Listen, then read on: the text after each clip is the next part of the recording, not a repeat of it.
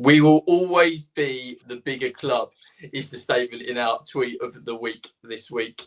We will also be discussing that as well as the game. Welcome back to Where the Saints Walk with myself, Luke, and alongside me today we've got Elliot, Alex, Nick, and Joe. So, first of all, let's start with the game. Elliot, what was the atmosphere like sort of before and during? Good question.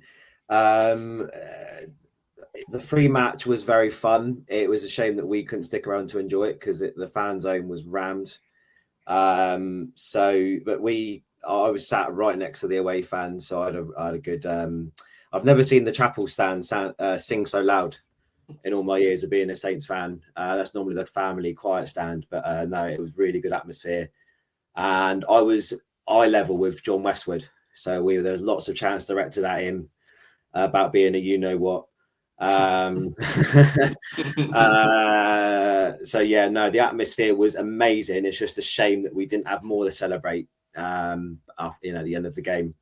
But I think everyone, including the players, was just nervous. And that was the thing that I think that stopped us from getting anything out of that game. Yeah. What about you, Joe? Was you feeling nervous before the game, or excited, or a bit of both? Oh God, yeah. I was saying to Elliot on the way to the stadium, actually, like I'd been a bundle of nerves all week.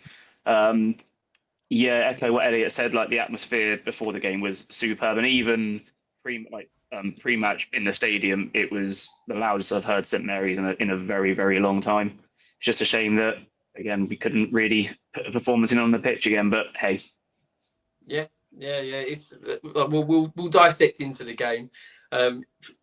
From where I was sat on my comfy sofa, I wasn't at the game, but from my comfy sofa, it looked like a good atmosphere, and I was very impressed with the TFO of James Beattie that went across the stand. I thought that was really impressive, Alex. I think midnight behind that. I think that was the campaign that they set up, as well as sort of giving T-shirts out with the record of Saints record against Pompey and stuff like that. So it made for a good atmosphere, I can imagine, Alex.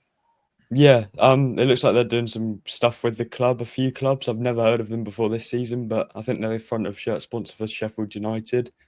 So it's nice to see there's it is a betting sponsor, I think, but they're doing some good stuff with the fans. I saw James Beattie's reaction to it actually, and he seemed kind of quite emotional with the tifo. I don't know if they were behind the tifo, probably not. But the T-shirts, I guess the record didn't change for the game. What was it, 35-21? But it was a 0-0 anyway, first in over 100 years, which is pretty amazing. Yeah, that is true though. They can get them T-shirts out again at the next game because the record didn't change. But yeah, seeing a big TFO of the former Saints legend himself, James Beattie, Nick, before the game, it gets people going, doesn't it? Gets people to understand the seriousness of the derby.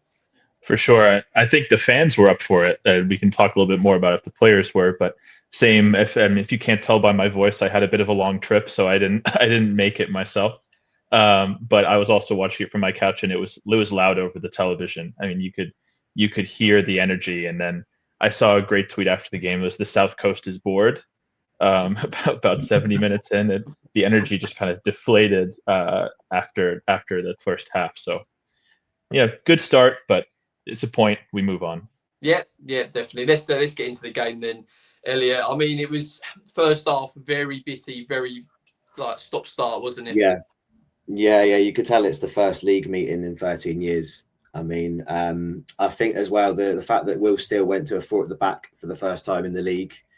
The players were trying out a new system, I suppose, on the pitch, and I think you could tell they weren't quite. And you had the new players bedding in as well.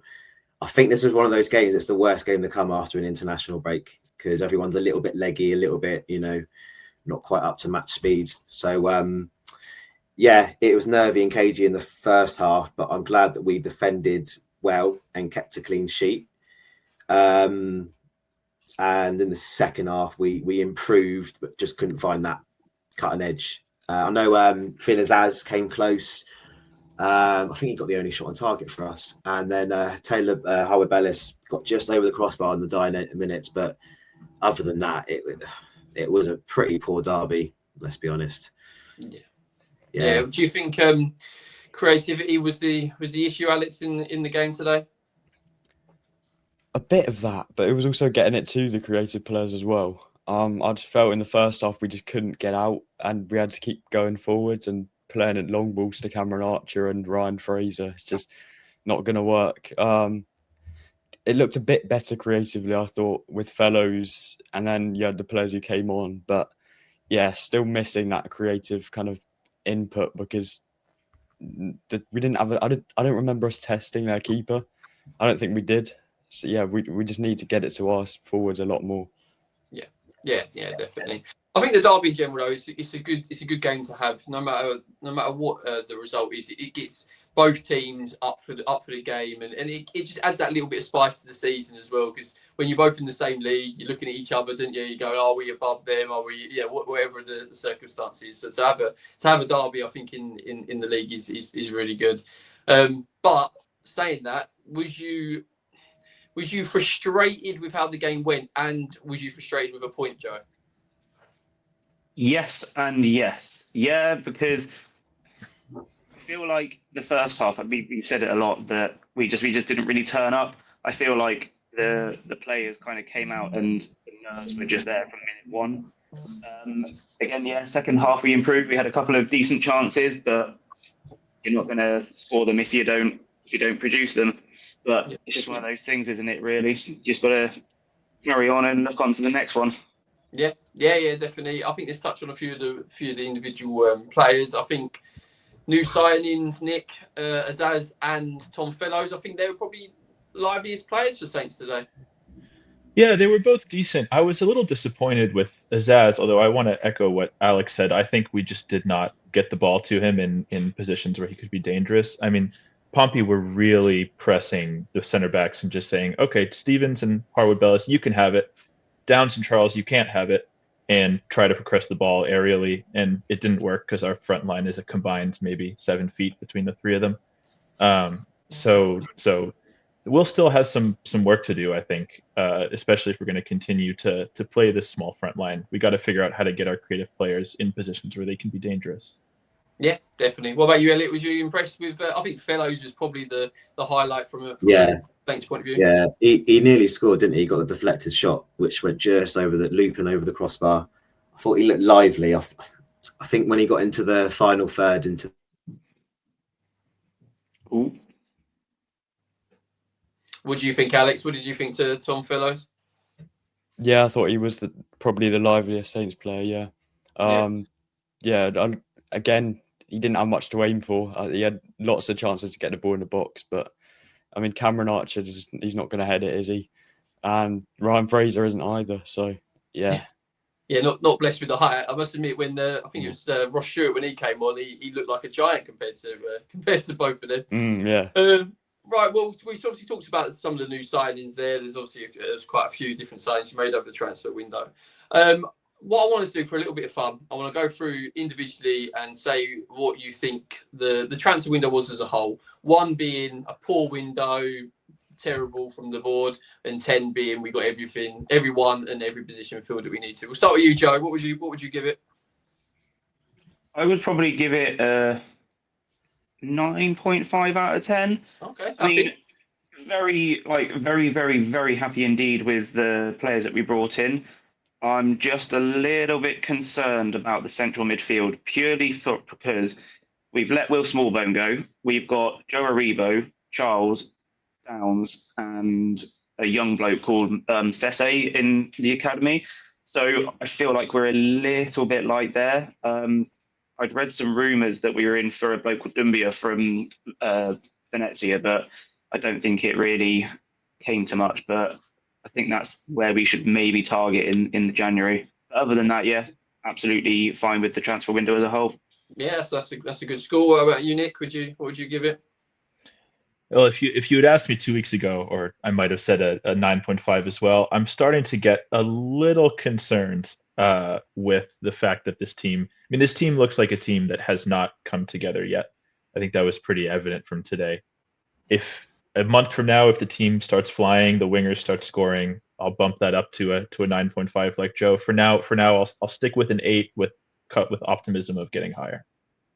What about you, Elliot? What score would you give the transfer window as a whole? Are you happy?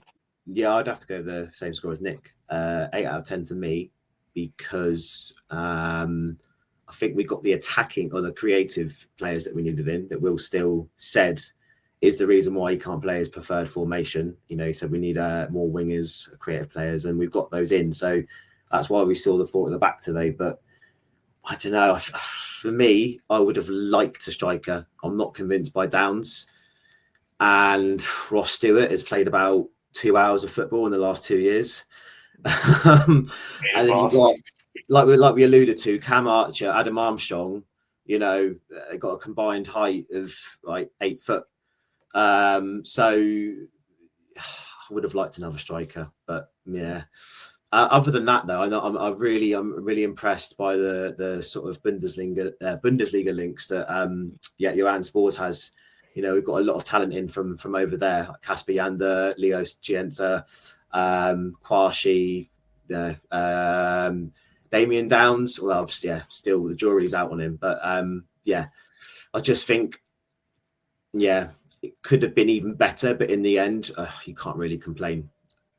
Yeah. I think that's an interesting point a few of you have made on in terms of the height of the strikers, especially when you brought in Tom Fellows. I was going to say for a lot of money, but actually it was an absolute steal. But you brought in Tom Fellows, who is a really good crosser of the ball. His delivery is brilliant, and if he's looking up and he's not got exactly the tallest of players or the people with certain sort of builds, it's difficult, isn't it?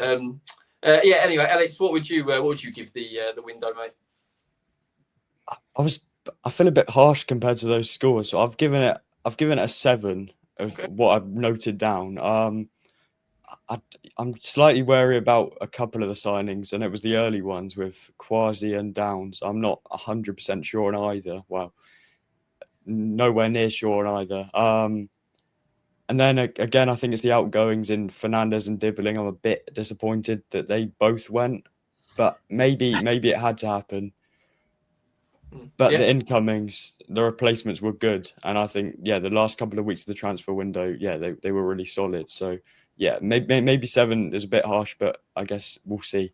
Yeah, exactly. It's time will tell. It's obviously very early for the players. It's got to take a bit of time for them all to gel.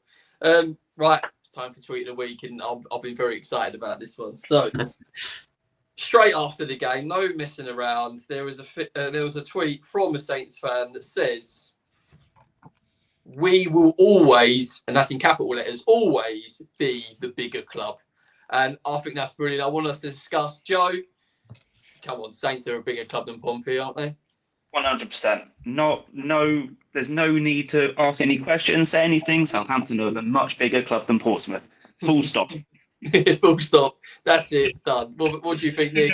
No chance. Even if they would have beaten you today, always going to be the bigger club.